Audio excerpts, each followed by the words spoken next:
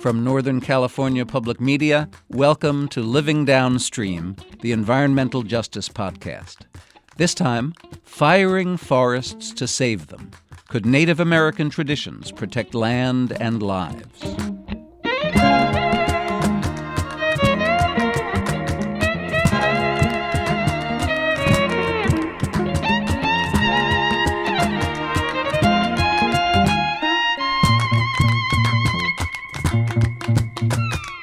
When we imagined a podcast about environmental justice, it was before the Tubbs fire here in Sonoma County and the deadly fire seasons of 2017 and 2018. Even so, we wouldn't have thought of Indians and their relationship to fire as a matter of environmental justice.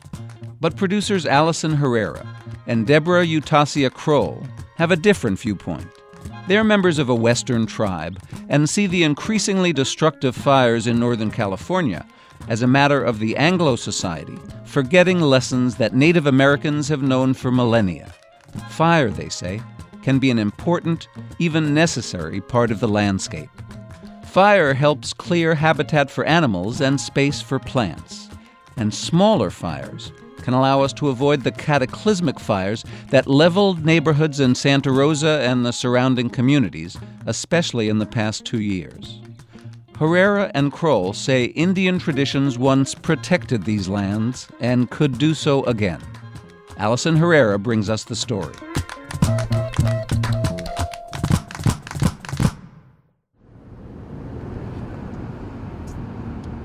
It's a chilly morning in mid-April, but journalist Debra Krol has the windows rolled down as she drives and points out the number of trees lost and structures damaged during last year's wildfire that ripped through Santa Rosa.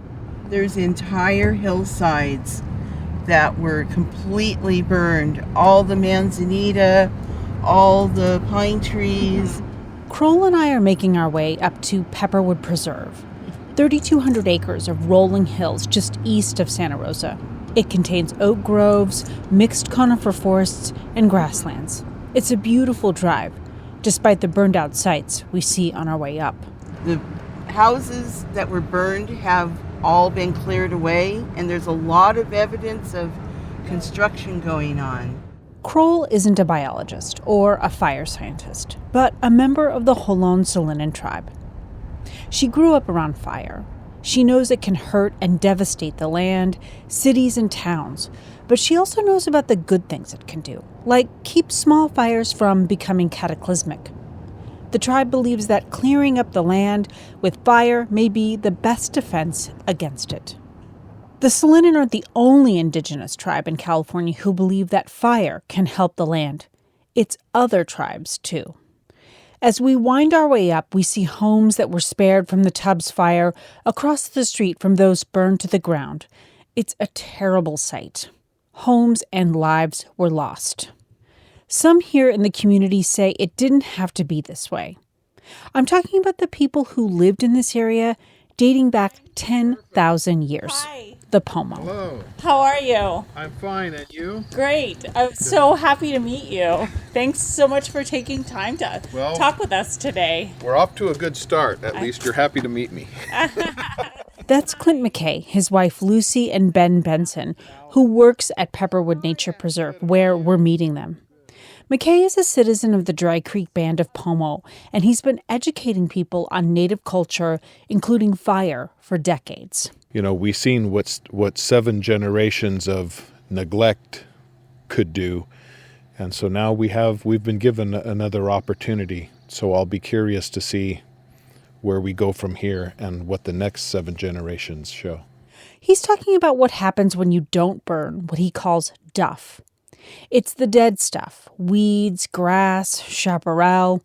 It's all part of keeping things cleaned up, not managed. Basically, what they've asked us to do here is provide some insight to the native way of working with the land. And I say working with the land, I don't particularly like the term land management. Management to me means that you're controlling something. And we certainly don't have the ability, or I believe the right, to try to control nature. So we work with it. When you don't work with it, it can get out of control and can be fuel for deadly wildfires, like this year's Carr Fire in Redding and last year's Tubbs Fire. McKay is the cultural consultant and Native American Advisory Committee chair at Pepperwood Preserve.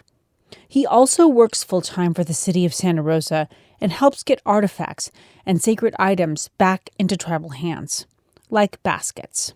McKay's aunt is Mabel McKay, a well-known and well-respected basket maker. Basket making is in his DNA. It's just one of the reasons why he wants to educate people about the good things fire can do. It keeps future fires from getting out of control, yes, but you might not consider that it helps keep their basket-making traditions alive. You want to go to Redwood Canyon? That's probably the best. Good. Yeah, that's the... Ready? We pile into a sturdy white van and begin the steep and curvy climb up to Redwood Canyon. The sun is out, and we have a clear and breathtaking view of the mountain range ahead of us. McKay explains that before the Tubbs Fire in 2017, he and some other members of the council were planning a controlled burn in some areas of Pepperwood. So we're at the, well, would this be the top, I guess, huh? The top of Redwood Canyon. And we're about to enter the area where that scheduled controlled burn was to happen last year.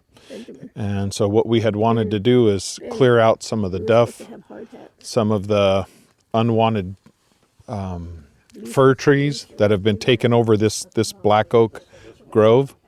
Majestic black oaks dominate the burned landscape. We begin ascending the slope, where McKay points out new life emerging literally from the ashes. So this whole area in here, from here all the way up, was just like, there was at least a foot or a foot and a half of just duff, I call it.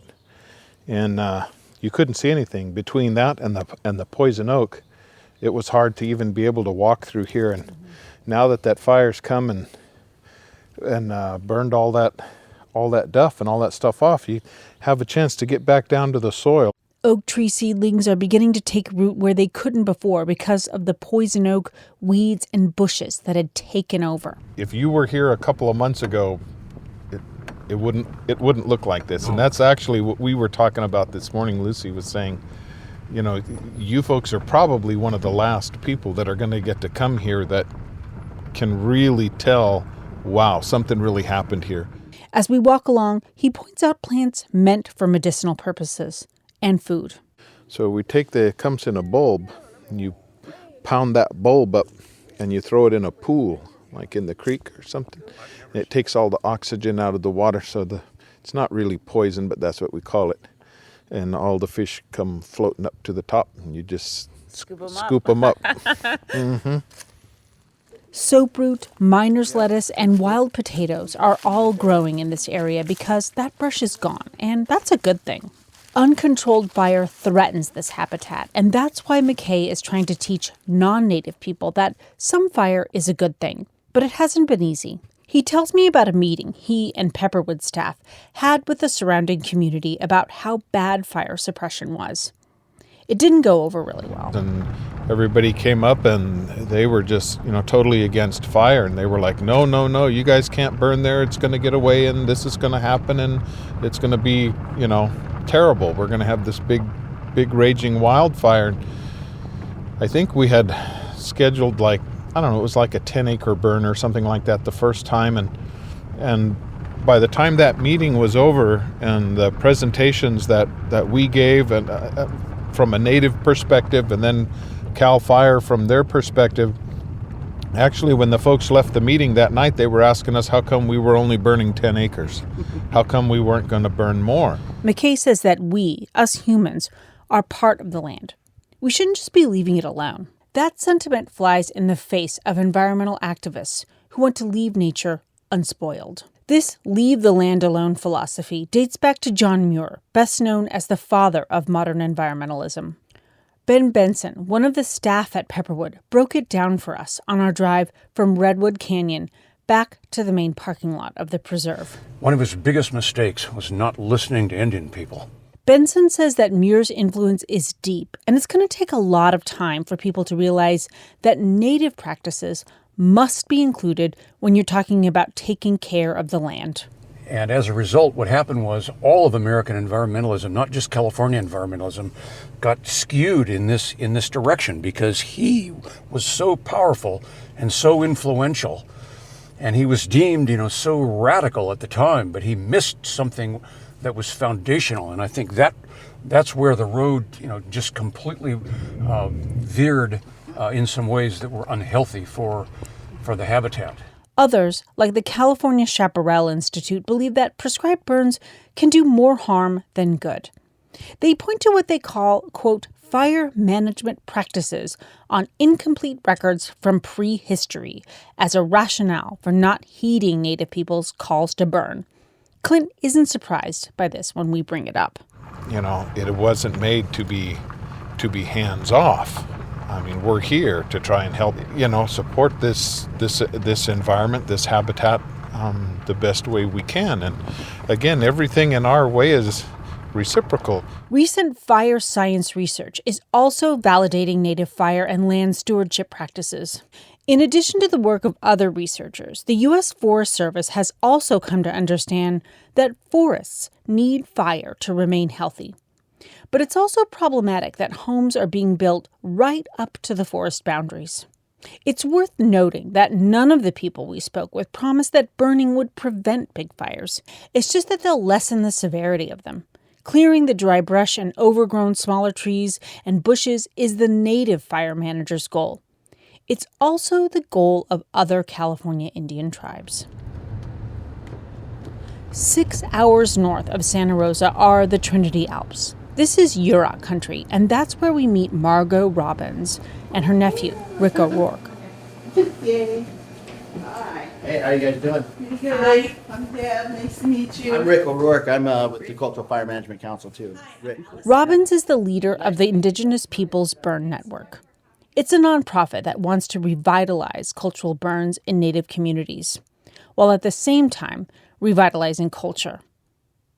It's restoring the use of fire in ceremonies and training tribal members how to safely conduct cultural controlled burns. So we have been burning for about 5 years now. The consequences of not burning can have very serious effects on the Yurok culture, as Robbins points out. The thing that came out as a number one priority for our community was to bring fire back to the land. The land is choked out with brush because of the fire exclusion policy by the government. And equally important is that we are basket weavers. Yuroks are known for their basketry world over. And the base of our baskets is hazel, and in order for hazel to be used as a basket material, it has to be burned the year before. And we hadn't had sticks for a long time. And people, the art of basketry was really starting to decline. If you see one, point it out. We're actually getting lots of flowers coming in now. The little wild irises that we'll see here pretty soon. The mountains leading to the town of Weechpec in Yurok country are some of the most beautiful and treacherous peaks in the West. The slopes are nearly vertical in some places, carved by the mighty Klamath River and its tributaries. The Hoopa, Karuk, and Wintu people also call this region home. It's here that Rick O'Rourke has seen a resurgence of animals and plants that haven't been around for a while. He takes us to one spot about 15 miles away from the tribal center to show us where he's been burning. He's really proud. So we use it, it's the sharpest tool in our shed to manage our wildlands. And I think that the national standard is shifting from suppression and going to start moving towards prevention, I hope. CAL FIRE's, Margot said that CAL FIRE is extremely behind us. Margot Robbins echoes what Clint McKay said at Pepperwood, that for thousands of years, Native people used fire to manage the land until the Europeans came and didn't understand. It's really gratifying for her to see animals coming back. Up the road in Orleans, Frank Lake is seeing the same thing.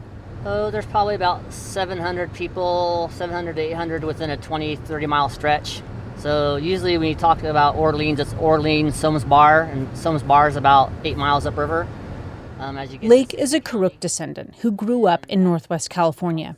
He knows these mountains and valleys intimately. He uses his community's accumulated knowledge of more than 10,000 years of living and thriving here, and his work as an ecologist with the Forest Service stationed at Six Rivers National Forest. Came to work for the Hoopaw tribe for a while to be culturally closer to this area, which is just to the south about 20 miles.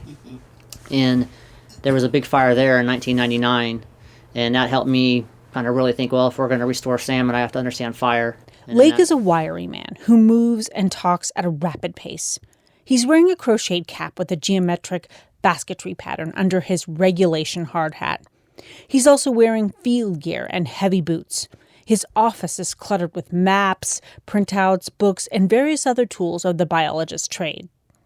The Karuk have used fire to maintain their lands, including providing room for important food and medicinal plants to grow. To show us exactly what he means, Lake takes us to a burn site outside of town, on what's laughingly called a main road. We drive for about 5 minutes, where he directs us to park on a small pullout. And this is a mixed forest type. It's the Douglas fir, tan oak, and madrone, with predominantly a huckleberry, evergreen huckleberry understory, with other shrubs such as thimbleberry, and there's some blackcap raspberries in here. Above us, the land slopes upward. Here is where Lake and his crew conducted a demonstration burn 2 years ago. There's open space between the tan oaks and a few other large trees. And so this area, for that forest type, this was prescribed burn about 2 years ago in late September 2016. And essentially what we're looking at is a regrowth of a former prescribed burn or recent prescribed burn. And we're going to be looking at the recovery of this site from a kind of ecological and cultural perspective. Lake uses his indigenous knowledge and his training as a biologist to convince the surrounding community and those from the Forest Service that fire isn't just important for indigenous people here, but it's important for everybody. Even by reinstating fire back in here, we're nudging this particular area and other parts of the landscape that we're doing treatments in that promote those drought-tolerant fire-adapted species. And if the tribe has over, 80% of their cultural dependency is on those drought-tolerant fire-adapted species, and you promote those, then you're meeting not only resistance and resilience of the ecosystem, but you're also promoting that within the very species of that ecosystem that the tribal community is using and relying upon. Mm-hmm. And that also promotes cultural resiliency. But what happens when big fires do come through? That's where a program like Follow the Smoke comes in. We meet Alice Lincoln Cook, who is Karuk and the vice president of the California Indian Basket Weavers Association. She's the owner. Yeah, she is. Are you Alice? I am. Hi, I'm Allison. Nice to meet you. Nice to meet you. I see you have No more. She's very excited. That's my She friend's started place. Follow the Smoke, a program that helps weavers like herself. She lives in the town of Klamath, California. It's in the heart of Yurok country. Their lands lie along the Klamath River, from Wichpec to its confluence with the Pacific Ocean at Requa. In the middle of town is a small storefront called The Book Nook, which Lincoln Cook runs. So our goal with Following the Smoke is to be able to work with the national parks, state parks, BLM, Forest Service, all the small ranger districts, so we can go out there with a permit in our hand or show our tribal ID and be able to gather at all these different places without having any issues. She's talking about gathering materials for her baskets, which decorate the walls of the store. Lincoln Cook knows the danger of huge fires. She and her family survived the fire siege of 1987, which ravaged the area. I mean, at my grandfather's house, you could the heat and the fire that you could see around there was so scary to see. You couldn't see the roads in front of you. It didn't matter if you had your headlights on. You could not see. That's how bad the smoke was there. And these roads were one-lane roads. Lincoln Cook's family took action. They clear the land around their homes every year, and sprinklers are placed to wet the ground in case of another fire. It's also made her cognizant of what cultural burn managers are working to accomplish. That's why we're hoping for more of controlled fires rather than disaster fires of that sort, because those are pretty hard to take when they're taking lives and homes and stuff like that. Driving back to Santa Rosa, that message is loud and clear, as Debra Krol explains. It's managing the land. It's understanding how things work and knowing our place in our land that was given to us, our task that was given to us by Creator. Skeletons of coniferous trees are beginning to appear along Mark West Springs Road, where the fire was fought to a standstill. At least this fire. Caring for the basket tree plants, ensuring that all of our four-legged and furry and feathered brothers and sisters can live too, because we're doing this because the earth needs to be healed. For Indigenous people like Debra Krol, Clint McKay, Alice Lincoln Cook, and Frank Lake, it's clear that their work as fire practitioners is far from over. They wonder, how many more homes will be burned and lives will be lost? How long will it take for the most recent inhabitants of the West to catch up to what Native people have known all along? That we need fire to cleanse the land and save it. For Living Downstream, I'm Allison Herrera. Allison Herrera and Debra Utacia Krol reported and produced this episode of Living Downstream. Engineering support from Anthony Garcia. The Living Downstream theme music was written by David Schulman. I'm your host and senior producer, Steve Mencher. Darren Lachelle is the executive producer, and the president and CEO of Northern California Public Media is Nancy Dobbs. Subscribe to Living Downstream on NPR One or wherever you get your podcasts. Visit our website at norcalpublicmedia.org/living. And if you see environmental injustice in your community, write to us at living@norcalpublicmedia.org. Living Downstream thanks our sponsors who make this podcast possible. A list is available at norcalpublicmedia.org.